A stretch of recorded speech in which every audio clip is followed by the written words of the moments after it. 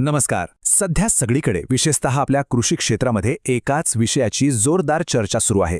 ती म्हणजे 2026च्या कर्जमाफीची. रोज सकाळी उठलं की एक नवीन बातमी, नवीन अफवा. त्यामुळे साहजिकच सगळीकडे एक मोठं कन्फ्युजन आणि चिंतेचं वातावरण तयार झालंय. आजच्या या विशेष विश्लेषणात आपण याच कन्फ्युजनला पूर्ण विराम देणार आहोत. उपलब्ध असलेल्या अधिकृत माहितीच्या आधारे नेमकं काय शिस्तय हे आपण अगदी सोप्या आणि थेट भाषेत समजून घेणार आहोत. चला तर मग सुरुवात करूया. आता बघा, कोणतीही नवी योजना आली की सर्वात आधी मनात कोणता प्रश्न येतो? अगदी बरोबर, याचा फायदा नेमका कोणाला मिळणार? आपण यात बसतोय का? हाच तो सर्वात मोठा प्रश्न आहे जो सध्या प्रत्येक शेतकरी बांधवाला सतावतोय. आणि आज आपण याच प्रश्नाचं अगदी स्पष्ट आणि अचूक उत्तर शोधणार आहोत, जेणेकरून कोणताही संभ्रम उरणार नाही. आज आपण 5 अत्यंत महत्त्वाचे टप्पे पाहणार आहोत. एक म्हणजे कर्जमाफीची मूळ घोषणा, दुसरं म्हणजे त्यासाठीची पात्रता, तिसरं नियमित कर्ज भरणाऱ्यांसाठीचं अनुदान, चौथं कोणत्या बँका यात येतात, आणि शेवटी मंत्रिमंडळाच्या मंजुरीची सध्याची स्थिती. एकदम सुटसुटीत. तर थेट वळूया आपल्या पहिल्या मुद्द्याकडे. पहिला टप्पा, कर्जमाफीची घोषणा. 2026च्या अर्थसंकल्पामधल्या या घोषणेचं टार्गेट प्रशासनाने अगदी स्पष्ट ठेवलंय. 30 जून 2026च्या आधी ही संपूर्ण प्रक्रिया मार्गी लावायची आहे. पण इथेच एक अत्यंत महत्त्वाची गोष्ट क्लिअर करणं गरजेचं आहे. रोजच्या बातम्यांमध्ये काहीही सांगत असले तरी सत्य हे आहे की अजूनही या योजनेला मंत्रिमंडळाची अंतिम मंजुरी मिळालेली नाही.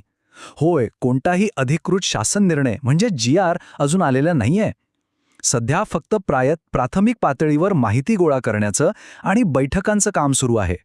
त्यामुळे आत्ताच कोणताही निष्कर्ष काढण्याची घाई करायची नाहीये. आता वळूया दुसऱ्या आणि सर्वात महत्त्वाच्या भागाकडे, ती म्हणजे पात्रता. कोणाचं कर्ज खरंच माफ होणार आहे? शासनाने यासाठी काही अगदी टू द पॉइंट निकष लावले आहेत, जे समजून घेणं अत्यंत आवश्यक आहे. बघा, हे निकष एकदम स्पष्ट आहेत. जे बहुभूधारक आहेत, म्हणजे ज्यांच्याकडे मोठ्या प्रमाणावर शेती आहे, त्यांना यातून 100% बाहेर ठेवलंय. ही कर्जमाफी केवळ आणि केवळ अल्प आणि अत्यल्प भूधारक शेतकऱ्यांसाठीच आहे. आणि लक्षात घ्या, यातही फक्त अल्प मुदतीची पीक कर्ज समाविष्ट आहेत. इतर कोणत्याही कर्जांना यात सध्या तरी स्थान नाहीये. आणि यासाठी थकीत रकमेची मर्यादा किती लावलीये माहितीये? बरोबर 2 लाख रुपये. म्हणजेच 2 लाख रुपयांपर्यंतचीच थकीत पीक कर्ज ह्या कर्जमाफीच्या कक्षेत येणार आहेत. हा आकडा अतिशय महत्त्वाचा आहे, हे नक्की नोंदवून ठेवा. आता वेळेचं गणित थोडं नीट समजून घेऊया. कोणती वर्ष धरली जाणार? तर 2022-23, 2023-24 आणि 2024-25 या 3 आर्थिक वर्षांमधील थकीत कर्जे यात ग्राह्य धरले जातील. आणि यासाठीची फायनल कट ऑफ डेट असणार आहे 30 सप्टेंबर 2025. म्हणजे या तारखेपर्यंतची थकीत कर्जे माफ होण्याची दाट शक्यता आहे. इथेच ना सगळ्यात जास्त गडबड होते. थकीत कर्जमाफी आणि नियमित परतफेड अनुदान या 2 पूर्णपणे वेगळ्या गोष्टी आहेत. थकीत कर्जदारांसाठी 2 लाखांपर्यंतची कर्जमाफी आहे, तर ज्यांनी प्रामाणिकपणे नियमित कर्ज भरलंय त्यांच्यासाठी 50,000चं प्रोत्साहनपर अनुदान आहे. हे दोन्ही एकाच पारड्यात अजिबात मोजू नका. मग साहजिकच प्रश्न येतो की जे नियमित कर्ज भरतायत त्यांचं काय? त्यांचं काय चुकलं? त्यांच्यासाठी शासनाने काय विचार केलाय? तर वळूया तिसऱ्या भागाकडे, नियमित परतफेड प्रोत्साहन. ज्यांनी कोणतीही सबब न सांगता वेळेवर कर्ज भरलंय, खातं एकदम क्लिअर ठेवलंय, अशा प्रामाणिक शेतकऱ्यांचा सन्मान करण्यासाठी शासनाने 50,000 रुपयांचं अनुदान जाहीर केलं आहे. ही खरंच एक अतिशय सकारात्मक आणि प्रोत्साहन देणारी गोष्ट आहे. पण यासाठी अटी काय आहेत? मागील कर्जमाफीच्या वेळी ही अट 2 वर्षांची होती, पण आता उपलब्ध माहितीनुसार सलग 3 आर्थिक वर्षांमध्ये पीक कर्जाची नियमित परतफेड झालेली असावी अशी शक्यता आहे. शिवाय बँकांनी 30 जून 2026 पर्यंत आपलं कर्ज नियमित करून रिन्यू करण्याची एक मोठी संधीही उपलब्ध करून दिलीये. त्याचा नक्कीच हुशारीने वापर करता येईल. चौथा मुद्दा येतो बँका आणि कर्जाचे प्रकार. तुम्ही कर्ज नक्की कोणत्या बँकेतून आणि कोणत्या प्रकारचं घेतलंय यावरही हे सगळं गणित अवलंबून आहे. इथे शासनाचा सध्याचा प्राधान्यक्रम अतिशय क्लिअर आहे.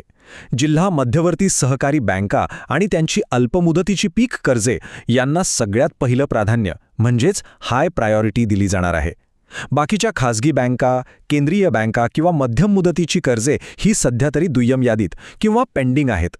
पुढे जाऊन जर शासनाने काही धोरणात्मक निर्णय घेतला तरच त्यांचा विचार होऊ शकतो. आणि आता या सगळ्या विश्लेषणाचा शेवटचा आणि सर्वात प्रॅक्टिकल टप्पा, मंत्रिमंडळाच्या अधिकृत मंजुरीची प्रतीक्षा. आतापर्यंत आपण जे काही पाहिलं ते मंत्र्यांची वक्तव्य आणि प्रशासकीय पातळीवरील प्राथमिक माहितीवर आधारित होतं. पण वास्तवाचं भान ठेवणं खूप गरजेचं आहे. स्वतः मंत्री महोदयांनीच एक गोष्ट अगदी स्पष्टपणे सांगितली आहे. या योजनेचं अगदी स्पष्ट चित्र हे केवळ मंत्रिमंडळाची मंजुरी मिळून GR आल्यानंतरच स्पष्ट होईल. थोडक्यात काय तर जोपर्यंत कागदावर अधिकृत शिक्कामोर्तब होत नाही तोपर्यंत नियम फायनल होत नाहीत. म्हणूनच आजच्या या विश्लेषणातून एकच टेकअवे आवर्जून लक्षात ठेवायचा आहे, तो म्हणजे संयम. अधिकृत शासन निर्णय म्हणजे GR हातात पडेपर्यंत कोणतेही मोठे आर्थिक निर्णय घाईघाईने घेऊ नका. अफवांवर विश्वास ठेवून स्वतःचं नुकसान करून घेऊ नका. शेवटी अधिकृत माहितीच्या आधारेच योग्य पाऊल उचलणे शहाणपणाचं ठरते. तुम्हाला काय वाटतं? ही संपूर्ण प्रक्रिया दिलेल्या वेळेत आणि पारदर्शकपणे पूर्ण होईल का? यावर नक्की विचार करा. आणि अशाच अचूक आणि वस्तुनिष्ठ माहितीसाठी नेहमी जागरूक रहा. धन्यवाद.